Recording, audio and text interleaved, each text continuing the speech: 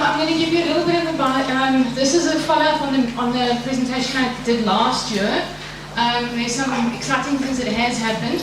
I'm going to run through the information on the last 10 years of the implementation of biocontrol and spend a little bit more time on the biocontrol app, which Karen Krayhoff from Sandparks developed for us. Unfortunately, I was hoping she would do this presentation herself, but she's not here because for certain reasons. So unfortunately, I'll just cover that. This is a little bit outdated, I see, from Ian's information this morning, but that's just to give you an indication of how bad the situation is, how much it's going to take to control. Okay, also everybody should know already how old the biocontrol program is in the country with the implementation. We're currently sitting with 7 biocontrol officers. We've got a biocontrol officer in the Western Cape now, so welcome to Relay. We're losing a biocontrol officer, so that's an unfortunate one. And then we've still got 2 provinces that do not have biocontrol officers. So we're actually sitting with a gap of 3. The original budget was 415. I'm proud to say this year it was slightly less than last year. We're sitting with a budget of 34 million for biocontrol as a whole this year. The expenditure or the budgeting this year is slightly different from last year. We budgeted on a biocontrol program basis where the research and implementation is budgeted together under one pot of money. It is not separate. So there isn't biocontrol research funding and biocontrol implementation funding. It's all together under one. And the reason for this is so that we can basically move money around as needs be, because there's been a big challenge in the past that we aren't able to actually move money between the biocontrol and implementation and research.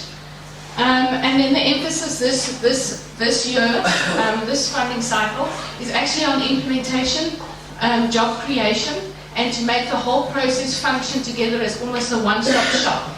So ensure it from cradle to grave situation, from the research to the implementation to the mastering and post-release evaluation, all happening under one structure.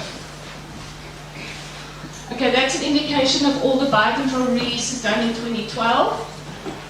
By the way, all this information is available in the WIMS database, I'm very proud to say, and also on Google Earth, as well as on the biocontrol app, which I'll give you a look at just now.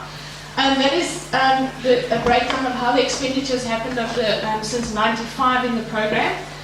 It's interesting to see that we're still only getting 3% of our budget. Unfortunately, this year it's only 1.8% of the budget, so it is less than we received. It's actually the amount of money we received is more than we have in the past, but less if you're looking at our total budget as environmental programs.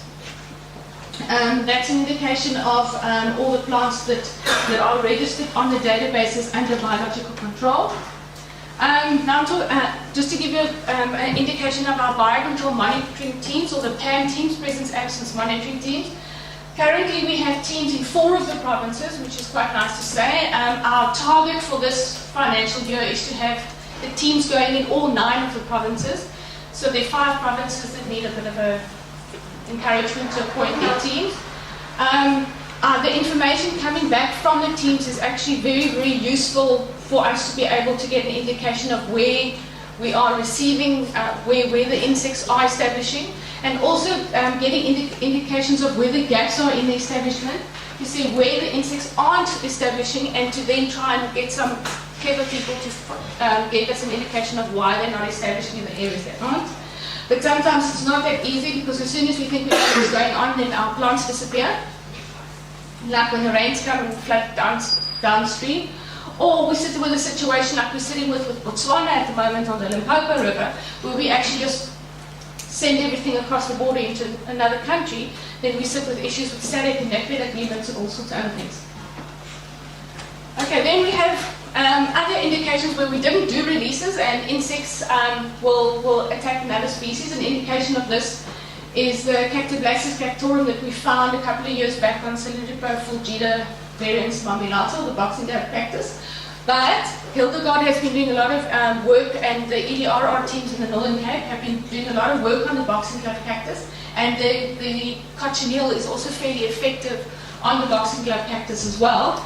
And then there's obviously debates now on whether the boxing glove cactus should still be an EDRR species or should it now be a working for water species. because surely if it's got a biological control agent, it is not in the surveillance species anymore, but that one will probably still get debated. Then we're looking at using biocontrol more as a tool or a control method and not just the biological control as a separate, on its own function. So obviously we're looking at where we actually have done releases in the past. Interestingly enough, some of our biocontrol releases stretch back to 10 years when we actually have full data sets. Now the interesting thing is who's going to go back and do the information or collect the data on those sites to see whether they're established or not. And that will be the interesting thing in the next funding cycle. And what do we do when we haven't released insects and they're starting to pop up? Who decides who goes to do that? So whose responsibility would it then be to monitor the situations where we have pop-ups of insects? So it hasn't been released and they just appear. Then we have our mass rearing centers. Do you have to be clever? Do you have to be a commercial insectary to do a mass rearing program? Yes or no? Is there certain insects that anybody can rear? I'm thinking back to when we used to rear silk brucas in our bathrooms. So can you do that? Can't you? Must you be commercial? Are we looking at numbers here? What's the situation there? Can we put biocontrol down as community projects? Is it feasible? Yes or no? There's just an indication of the biocontrol sites across the country that have established. Thirdly, that looks very impressive, but it's actually not. Out of our total database of horrendously lots of information that we've released, I mean, we have 40,000 releases. That sounds very exciting. But we only have 6,702 complete data sets where we actually can say that that data is complete. So it's a little bit embarrassing to stand up here and say, we only have 6,700 complete data sets. There is gaps in our data. So we've got all this, sort of stuff. There's gaps in our data. Some data we've got releases, but we don't have the monitoring data to do. So we've got releases going back 10 years, but no monitoring data to go with those. Who did the post-release evaluation monitoring? Was it ever done? Is it going to be done in future?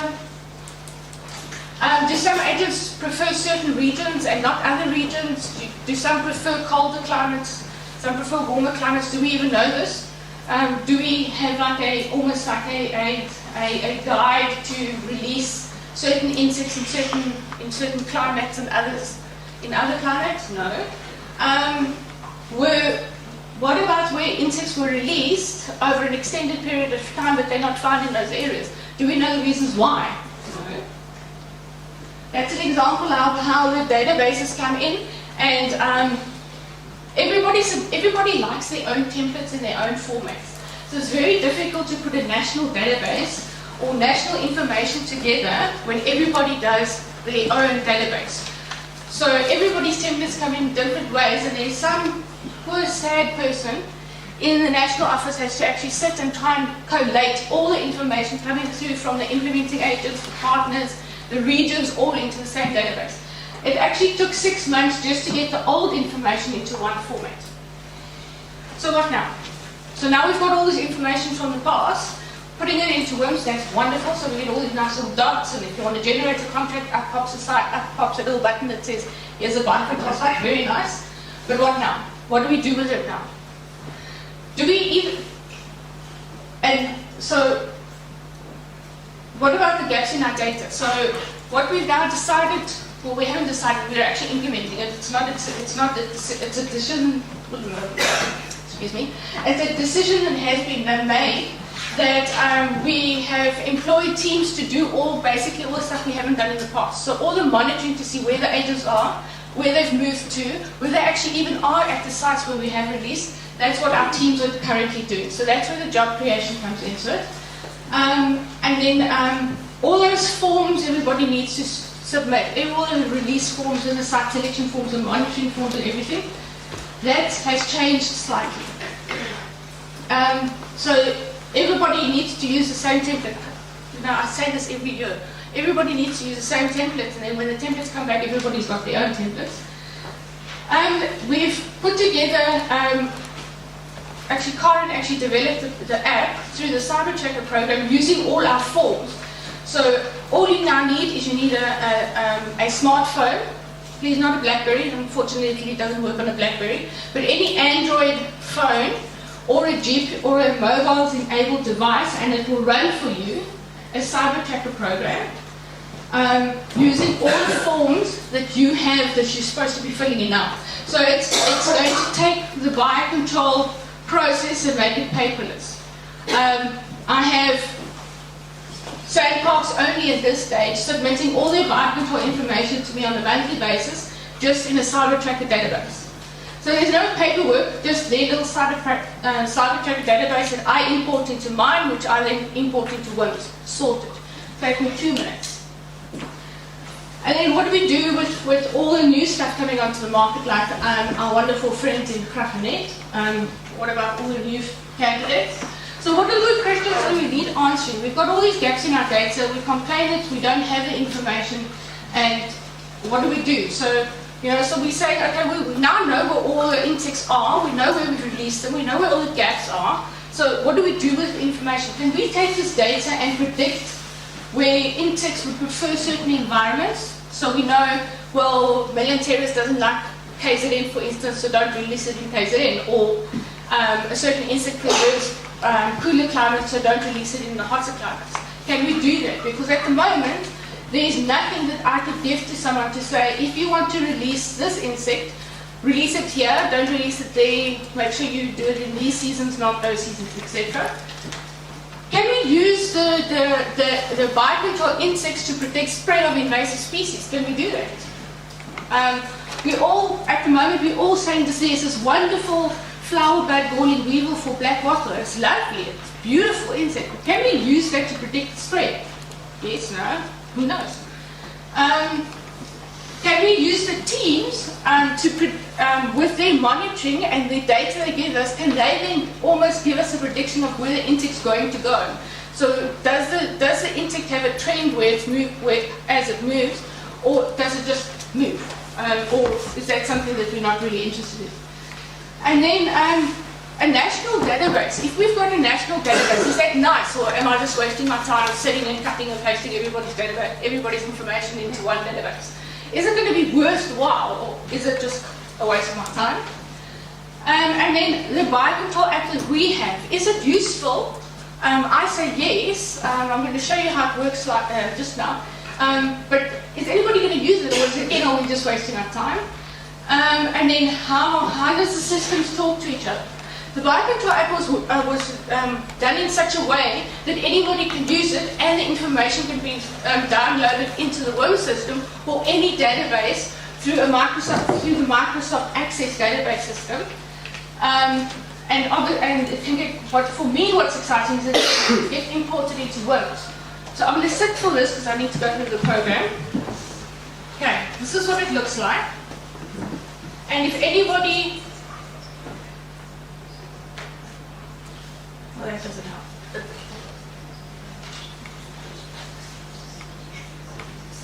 Okay, I don't know why.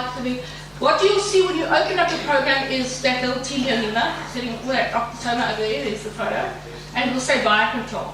What it's going to ask you to do is. Why is it put to this one? It's because you're on the projector. It's because I'm on the projector. Okay, this doesn't help. Okay, so this doesn't help. Okay, I can't. You can test run. Okay, can't test run. No, but it's gonna. No, it's not gonna. See, it's not gonna test run the whole thing. I wanted to take you through the program. But anyway, what it's gonna do is it will take you through the whole program. And it'll say add your locality. It's really like filling in a form. So it's taking those forms you would fill in for your site selection and your releases or your monitoring, and it'll take you step by step through the program. And then at the end you have a little upside down little triangle which you click on, and it will save your GPS coordinates and all your information. So you don't need to fill anything in. You just go through the program all the way through, and you click on the last thing, and it saves all your data, all your information into the database. And then all you do at the end is you can say export to Microsoft Access, or you can just email the file, the CTX file, or you just say email, and it will just email it through. Okay, I have if anybody's got the little sticks, I'm happy to give you the Guide Control app now. You just need to download the Cyber Tracker program off the website. And I've got a nice how to click on this, click on that, how to download the Cyber Tracker program. But this is how buyer control in the environmental programs will be reported in future, is via the buyer control app. Off your smartphone or your GPS Juno, your Garmin Juno or any Windows Mobile enabled products. Here I'm going to show you that.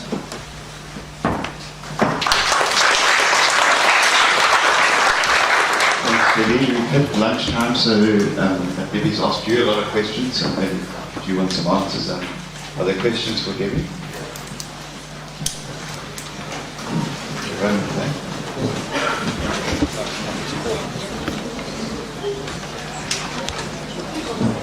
Hi, you said that it's Android based. I'm not sure if you're using the beta version of Android. Yeah.